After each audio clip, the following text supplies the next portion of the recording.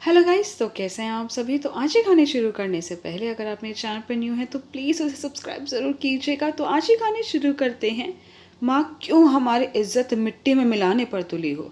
Guys, हमारी आज की ये कहानी काल्पनिक है। आज बर्फी देवी जी की आंखों से आंसू रोके नहीं रुक रहे थे। साल भर नहीं हुआ पति का साथ छूटे और इनकी जिंदगी कैसी हो गई। पिता के जाने के बाद आलोक ने कहा था, माँ अब दिल्ली चलो हमारे साथ। तो मैंने मना कर दिया, कहा कि तुम्हारे पापा की यादें यहीं बसी हुई है। 3 महीने बाद ही आलोक फिर बहू और पोता पोती को लेकर आ गया। 8 साल की पोती सिमी और 5 साल का छोटा पोता नकुल दोनों जिद करने लगे, अम्मा चलो ना। तो मैं मान गई। 1 महीना बहू ने खूब ध्यान रखा, बच्चों के साथ दिल लग गया। तो आलोक ने कहा, माँ गांव के मकान और खेतों का कौन ध्यान रखेगा, आप कहो तो उन्हें बेच दूं।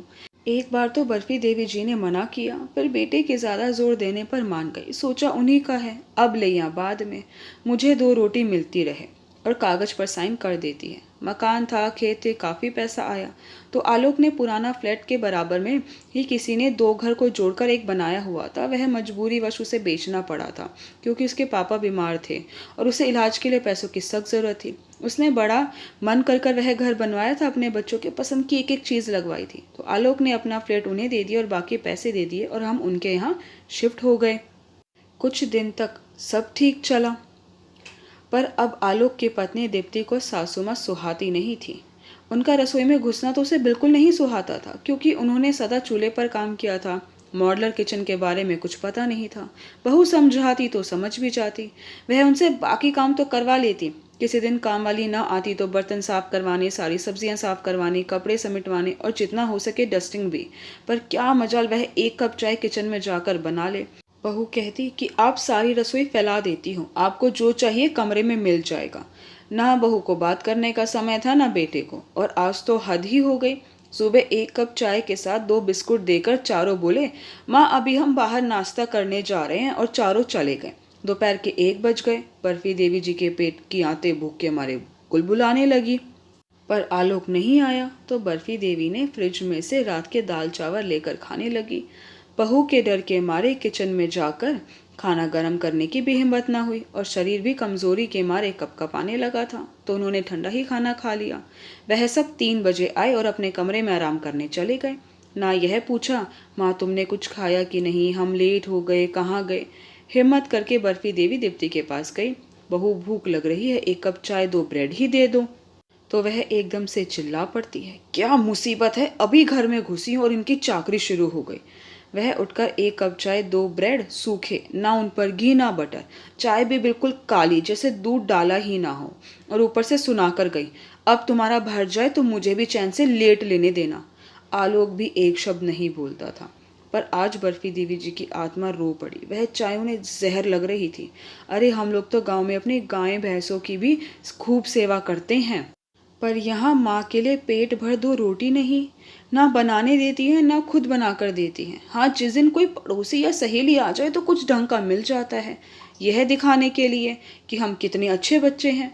वह चुपचाप उठी और अपनी 2 साड़ी गठरी में बांध निकल गई कि हर रोज की जिल्लत नहीं झेली जाती।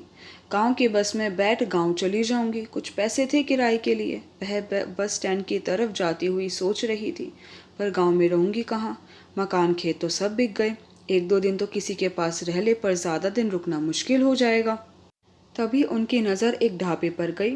वहां पर बहुत सी औरतें काम कर रही थी। वह वहां चली गई।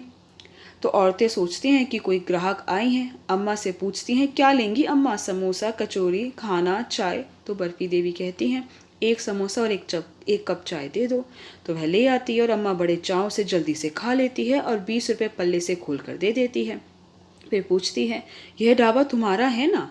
तो एक औरत ने कहा, अम्मा ये तो एक बहन जी का है, मतलब रंगोली देवी, हम सब उन्हें बहन जी कहते हैं। हम सब तो यहाँ काम करते हैं।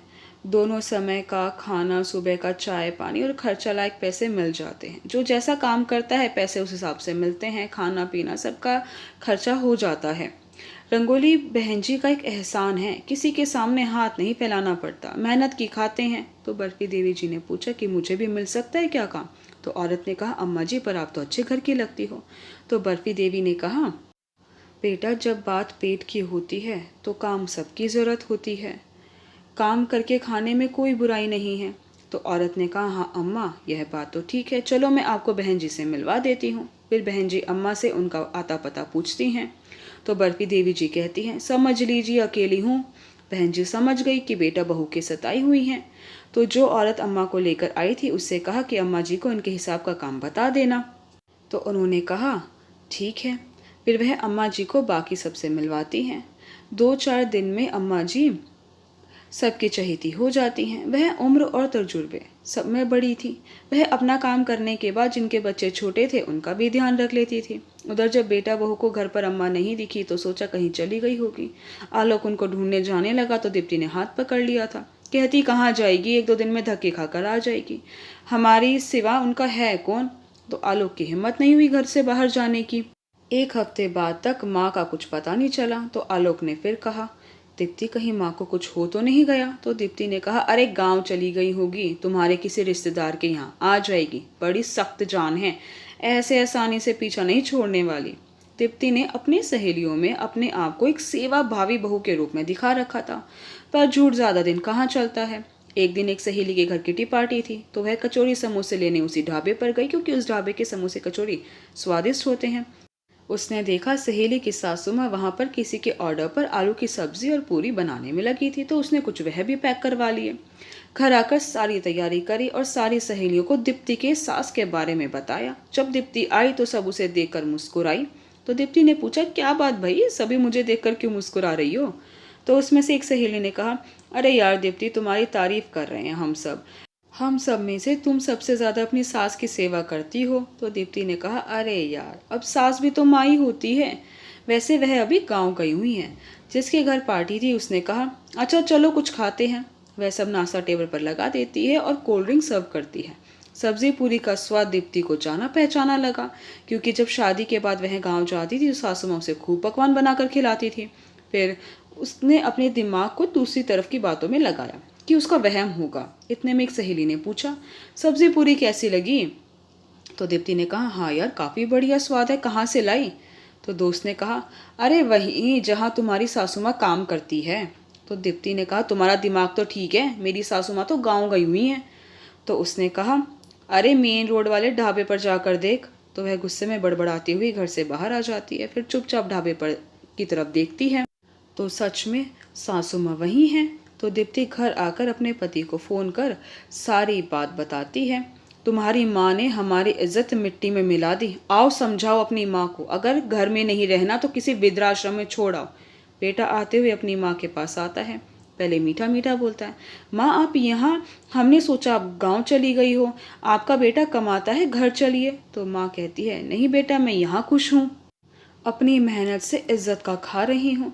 जब तुम्हारे दोनों बच्चे हुए तब मैंने बहू की कितनी सेवा करी, खूब खिलाया पिलाया, रात को जगी, तब उसे मेरे हाथों का खाना बुरा नहीं लगता था। शहर में आते ही मेरा रसोई में घुसना बंद कर दिया। अब मैं कहीं नहीं जाऊंगी। फिर बेटा अपनी असली रूप में आ जाता है। माँ क्यों हमारी इज्जत मिट्टी में मिलाने पर तुली हो, अगर आपको घर पर नहीं रहना तो मत रहो, वृद्धाश्रम में छोड़ आता हूँ।